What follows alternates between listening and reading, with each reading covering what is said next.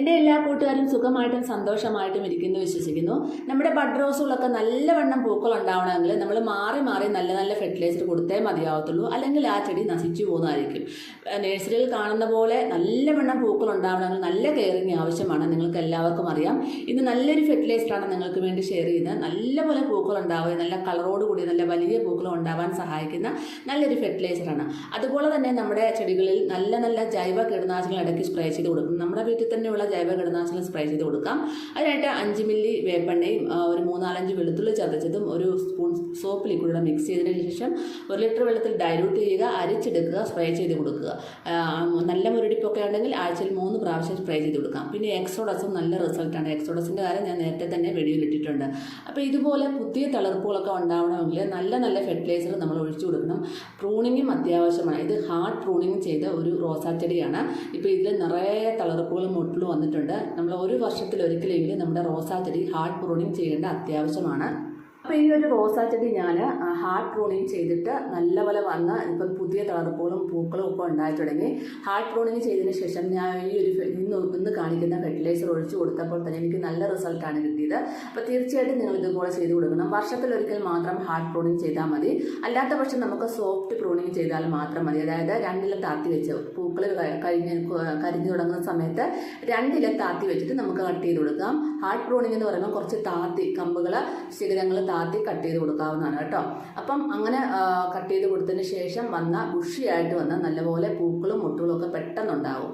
അപ്പോൾ ഇന്ന് ഞാൻ ചെയ്ത് കൊടുക്കുന്നത് ഇതുപോലൊരു പാത്രം എടുക്കുക. അതിനകത്തേക്ക് നമുക്ക് നമ്മുടെ വീട്ടിൽ തന്നെയുള്ള എന്ത് കിച്ചൺ വേസ്റ്റും നമുക്ക് ഉപയോഗിക്കാം കേട്ടോ. പച്ചക്കറി വേസ്റ്റുകൾ, ചോറ്, ഇതൊക്കെ വെള്ളം നമുക്ക് ഉപയോഗിക്കാം. അപ്പോൾ ഇന്ന് ഞാൻ കാണിക്കുന്നത് കുറച്ച് അരി കഴുകിയ വെള്ളം എടുത്തിട്ടുണ്ട് കേട്ടോ.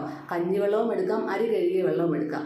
അരി കഴുകിയ വെള്ളം ഒരു പാത്രത്തിലോട്ട് ഒഴിച്ചു കൊടുത്തു. അതിൻ്റെ കൂട്ടത്ത് കുറച്ച് ഉള്ളിത്തൊലി, അപ്പം നമുക്ക് എത്രയാണോ ആവശ്യം അത്രയും നമുക്ക് എടുത്ത് ഉപയോഗിക്കാം കേട്ടോ. ഞാനിപ്പോൾ കാണിക്കാൻ വേണ്ടി കുറച്ചാണ് എടുത്ത് കാണിക്കുന്നത്. അപ്പോൾ ഉള്ളിത്തൊലി ഇതിൽ കൂടുതൽ എടുക്കാം, സവളത്തൊലിയൊക്കെ കൂടുതൽ എടുക്കാം കേട്ടോ. പിന്നെ എൻ്റെ കയ്യിൽ നമ്മുടെ ഒരു ബീട്രൂട്ടിൻ്റെ തൊലി ഉണ്ടായിരുന്നു, അതും കൂടെ ഇട്ട് കൊടുക്കുകയാണ്. ഒരുപാട് നല്ലതാണ് ബീട്രൂട്ടിൻ്റെ തൊലി നമ്മുടെ ആ ഒരു ചെടികൾക്ക് പൂക്കൾ ഉണ്ടാവാനായിട്ട്. ഇത് കൊടുക്കേണ്ടതായിട്ടുള്ള രീതിയിൽ കൊടുത്തു കഴിഞ്ഞാൽ നല്ല റിസൾട്ടാണ്. അപ്പോൾ അതും കൂടെ ഞാൻ ഇട്ട് കൊടുക്കുന്നുണ്ട് കേട്ടോ. അപ്പോൾ ഇതിന് നമുക്ക് അടച്ച് വെച്ചിട്ട് നന്നായിട്ട് പുളിപ്പിക്കണേ. കാരണം ഇതിനകത്ത് അടച്ചു വെക്കുമ്പോൾ പ്രത്യേകം ശ്രദ്ധിക്കുക, പ്രാണികളൊന്നും കയറാതെ സൂക്ഷിക്കണം. അപ്പോൾ ഒരു അടപ്പുള്ള പാത്രം വെച്ച് അടച്ചു വെക്കണം. ഇനി ഞാൻ 1 ടേബിൾ സ്പൂൺ ഉലുവയും കൂടെ ചേർത്ത് കൊടുക്കുന്നുണ്ട്. ഉലുവ നമ്മുടെ ചെടികളിലെ മുരടിപ്പ് മാറ്റാനായിട്ടൊക്കെ ഒത്തിരി നല്ലതാണ്. അതുപോലെ ധാരാളം പൂക്കൾ ഉണ്ടാവാനായിട്ട് സഹായിക്കുന്നു. അപ്പോൾ ഇത് 3ഉം കൂടെ ആകുമ്പം നല്ലൊരു റിസൾട്ടാണ് നമ്മുടെ ചെടികൾക്ക് കിട്ടുന്നത്. പ്രത്യേകിച്ച് റോസാ ചെടികൾക്ക് നമുക്ക് നല്ലവണ്ണം പൂക്കൾ ഉണ്ടാവാൻ സഹായിക്കുന്ന ഒരു ഫെർട്ടിലൈസർ തന്നെയാണ്. ഞാനിതൊക്കെ ഇടയ്ക്ക് കൊടുക്കാറുള്ളതാണ്. ഇനി നമുക്കിത് അടച്ചു വെച്ചിട്ട് ഒരു 2-3 ദിവസം പുളിപ്പിക്കാനായിട്ട് വെക്കാം കേട്ടോ. നല്ലവണ്ണം പൊളിച്ച് കിട്ടണം. ഒരു പുളിച്ച് കിട്ടുമ്പോഴാണ് അതിൽ ഒത്തിരി നല്ല സൂക്ഷ്മാണുക്കൾ വർദ്ധിക്കുന്നത്. അത് നമ്മുടെ ചെടികൾക്ക് ഒരുപാട് ഗുണം ചെയ്യും. അപ്പോൾ ഇത് നല്ലപോലെ പുളിച്ചിട്ട് ഞാൻ ഒന്ന് അരിച്ചെടുത്തിട്ട് ഇതിനകത്തേക്ക് നമുക്ക് ഒരു 5-6 ലിറ്റർ വെള്ളത്തോളം, മാക്സിമം ഒരു 5 ലിറ്റർ വെള്ളത്തോളം നമുക്ക് ഡൈലൂട്ട് ചെയ്തെടുക്കാം. അപ്പോൾ നല്ലവണ്ണം നേർപ്പിച്ചേ കൊടുക്കാവുള്ളൂ. അപ്പോൾ ഞാൻ രാവിലെ സമയങ്ങളിലാണ് ഇത് കൊടുക്കുന്നത്. കാരണം ഇപ്പം നല്ല വെയിലായതുകൊണ്ട് തന്നെ ഒരു 8 മണി കഴിഞ്ഞതിന് ശേഷം നമുക്കിത് ഒഴിച്ചു കൊടുക്കാം. നല്ല വെയിലത്ത് ഒഴിച്ചു കൊടുത്താൽ പെട്ടെന്ന് തന്നെ ആ ഒരു വളം നീരാവിയായിട്ട് പോകും, നമ്മുടെ ചെടികൾക്ക് കിട്ടത്തില്ല. അപ്പോൾ രാവിലെ ഒഴിച്ചു കൊടുത്തു കഴിഞ്ഞാൽ പെട്ടെന്ന് നമ്മുടെ ചെടികളൊക്കെ നന്നായിട്ട് വലിച്ചെടുത്ത് നല്ല ഉഷാറായിട്ട് തന്നെ നിൽക്കും. അപ്പോൾ ഈ ഒരു വളം ഒഴിച്ചു കൊടുക്കുന്ന പോലെ നല്ല പോലെ കളറായിട്ടുള്ള പൂക്കളുണ്ടാവും. നമ്മൾക്ക് എന്ന പോലെ തന്നെ ഈ ഒരു ബീട്രൂട്ടിൻ്റെ തൊലിയൊക്കെ നമ്മുടെ ചെടികൾക്ക് ഒരുപാട് ഗുണം ചെയ്യുന്ന ഒന്നാണ്. പുളിച്ച കഞ്ഞിവെള്ളവും പുളിച്ച തേങ്ങാവെള്ളവും അതുപോലെ തന്നെ പുളിച്ച അരി കഴുകിയ വെള്ളം പുളിപ്പിച്ചതും ഒക്കെ നമ്മുടെ ചെടികൾക്ക് ഈ സമയത്ത് ഒഴിച്ചു കൊടുക്കാവുന്നതാണ് കേട്ടോ. അപ്പോൾ നല്ലപോലെ നേർപ്പിച്ചെടുത്തിട്ട് നമുക്ക് ഓരോ കപ്പ് വീതം നമ്മുടെ റോസാ ചെടികളുടെ ചുവട്ടിലും ഏത് പൂക്കൾ ഉണ്ടാവുന്ന ചെടികൾക്കും ഒഴിച്ചു കൊടുക്കാം കേട്ടോ.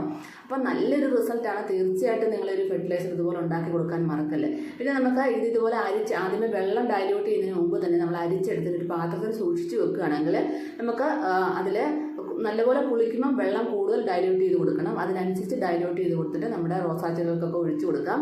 ഇതുപോലെ നല്ലവണ്ണം കട്ട കുത്തി പൂക്കൾ ഉണ്ടാകാൻ സഹായിക്കുന്ന നല്ലൊരു ഫെർട്ടിലൈസറാണ് കേട്ടോ. അപ്പം ഇതുപോലൊക്കെ നമ്മൾ മാറി മാറി ചെയ്തുകൊണ്ട് നമ്മുടെ ചെടികളിൽ നല്ലവണ്ണം പൂക്കൾ ഉണ്ടാകുന്നത്. എല്ലാവരും ട്രൈ ചെയ്ത് നോക്കാൻ മറക്കല്ലേ.